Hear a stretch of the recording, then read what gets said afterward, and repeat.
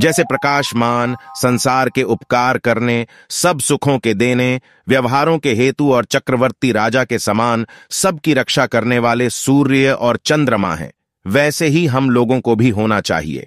विद्वानों से युक्ति के साथ कलायंत्रों में युक्त किए हुए अग्निजल जब कलाओं से बल में आते हैं, तब रथों को शीघ्र चलाने, उनमें बैठे हुए मनुष्य आदि प्राणी पदार्थों के धारण कराने और सबको सुख देने वाले होते हैं। मनुष्यों को योग्य है कि जिस प्रकार अग्नि और जल के गुणों को जानकर क्रिया कुशलता में संयुक्त किए हुए ये दोनों बहुत उत्तम उत्तम सुखों को प्राप्त करें, उस युक्ति के साथ कार्यों में अच्छी प्रकार इनका प्रयोग करना चाहिए। मनुष्यों को सदा आलस्य छोड़कर अच्छे कामों का सेवन तथा विद्वानों का समागम नित्य करना चाहिए, जिससे अविद्या और दरिद्रपण जड़ मूल से नष्ट हों। जितने पृथ्वी आदि व अन्न आदि पदार्थ दान आदि के साधक हैं, उनमें अग्नि, विद्युत और सूर्य मुख्य हैं। इससे सबको चाहिए कि उनके गुणों का उपदेश करके उनकी स्तुति व उनका उपदेश सुने और करें, क्योंकि जो पृथ्वी आदि पदार्थों में जल, वायु और चंद्रमा अपने अपने गुणों के साथ प्रशंसा करने और जानने योग्य हैं, वे क्रिया कुशलता में संयुक्त किए हुए उन क्रियाओं की सिद्धि कराने वाले होते हैं।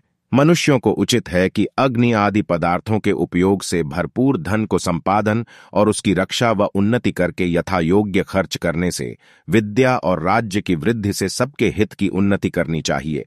जो मनुष्य अच्छी प्रकार साधन किए हुए मित्र और वरुण को कामों में युक्त करते हैं, वे नाना प्रकार के धन आदि पदार्थ व विजय आदि सुखों को प्राप्त होकर आप सुख संयुक्त होते तथा औरों को भी सुख संयुक्त करते हैं। जो मनुष्य शास्त्र से उत्तमता को प्राप्त हुई बुद्धियों से शिल्प आदि उत्तम व्यवहारों में उक्त इंद्र और वरुण को अच्छी रीति से युक्त करते हैं, वे ही इस संसार में सुखों को फैलाते हैं।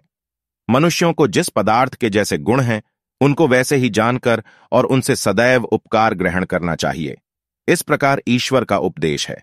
पूर्वोक्त 16वें सूक्त के अनुयोगी मित्र और वरुण के अर्थ का इस सूक्त में प्रतिपादन करने से इस 17वें सूक्त के अर्थ के साथ 16वें सूक्त के अर्थ की संगति करनी चाहिए।